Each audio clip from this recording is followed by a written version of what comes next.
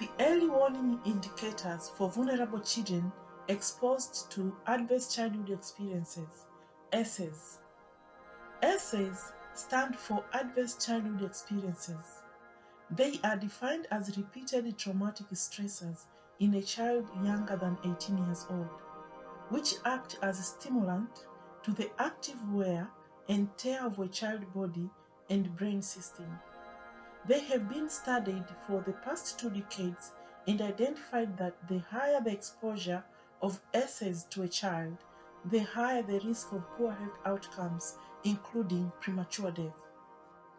Vulnerable children, such as those living in poor neighborhoods, humanitarian facilities, the homeless, and the orphans, are at higher risk of ACEs compared to children in traditional households. Nevertheless, they are invisible in primary care and social welfare services. Therefore, their exposure to ACEs compromise their already weakened health and complex life. Despite that any child is vulnerable due to their young age, however, vulnerable children are more likely to be affected with ACEs exposure due to external factors such as poor policies, climatic factors, and disease outbreak, compared to children within household who are more likely to be affected by ACEs exposure due to internal factors related to household violence, such as abuse due to caregiver with mental health issues. Vulnerable children have been identified to be living with 2 or more chronic illnesses and are not accessing primary care. They are exposed to different forms of maltreatment and experience social discrimination and alienation from their families and communities. This is due to stigma of chronic diseases such as HIV/AIDS or socioeconomic disadvantages. According to UNICEF, globally, 11 million people injected drugs in 2017, of whom 1.4 million live with HIV and 5.6 million with hepatitis C. Vulnerable children are identified to be at risk of diseases such as HIV/AIDS due to poor behavioral skills such as promiscuity and drug addiction, especially those living in the street for a coping mechanism. In 2019, only 53% of the 1.8 million children living with HIV aged 0 to 14 years globally were diagnosed and are on treatment. The remaining 850 children living with HIV have not been diagnosed and are not receiving life-saving HIV treatment. 2/3 of the missing children are aged 5 to 14 years and do not routinely attend traditional health facilities. 100 million homeless children are living in the street around the world. Of these, 250 children are dying every week due to diseases including malnutrition. About 1 billion children are multidimensional poor, meaning they lack necessities such as nutrition or clean water. An estimate of more than 150 million children lack their basic needs due to poverty resulting from COVID-19. In addition, there is an estimated 356 million children living in extreme poverty. Unfortunately, most of these children live in lower and middle income countries. They are on receiving end of healthcare structural disparities that usually occur to socioeconomic disadvantaged population.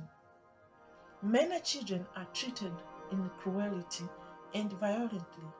For instance, 1 billion children ages 2 to 17 years are experiencing maltreatment due to child neglect. Some children are raising themselves in a child house-headed family or by older grandparents after their parents are diseased from HIV diseases.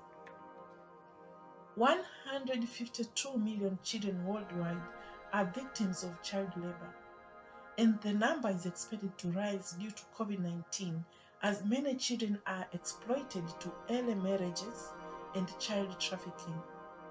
5 million children are displaced due to natural disasters and ethnic conflict and witness violence. 120,000 children are involved in the armed forces, and 2 million are living with disabilities as a result of injury from the war. The main causes of ESES is underlying poverty, which is exacerbated with the factors such as environmental factors, such as natural disasters, including flooding and drought, resulting in social displacement. Structural adjustment policies, SAPs, have delayed formal integration of psychosocial care into traditional medical care in countries and health systems facing limited resources. Inequalities in the allocation of scarce resources, including disparities in health systems. What are the effects of ESES? The consequence of ESES includes intergenerational poverty and the risk of vicious cycle of communicable diseases. This is from the vulnerable children in the street to the entire community. For instance, HIV/AIDS acquired due to promiscuity and hepatitis C due to drug addiction and needle sharing. Furthermore, there is a reduction of employment opportunities to these children due to lack of education due to school dropout. This includes irreversible health condition and death. What are the early warning indicators? Early warning indicators are signs that can be used to track health issues. The higher the score of the number of indicators assessed on a child at or individual level, the more the likely a need for urgent medical intervention or referrals. Our studies have identified 6 early warning indicators to help frontier workers to identify and refer a child exposed to ESES. These include stunted growth. Stunting refers to the failure of a child to reach maximum potential for growth. This is caused by not eating nutritional food to support growth, lack of psychosocial care, and frequently occurring infection. Swelling of the body parts. This is also called edema, due to too much fluids in the body's tissue caused by lack of enough protein.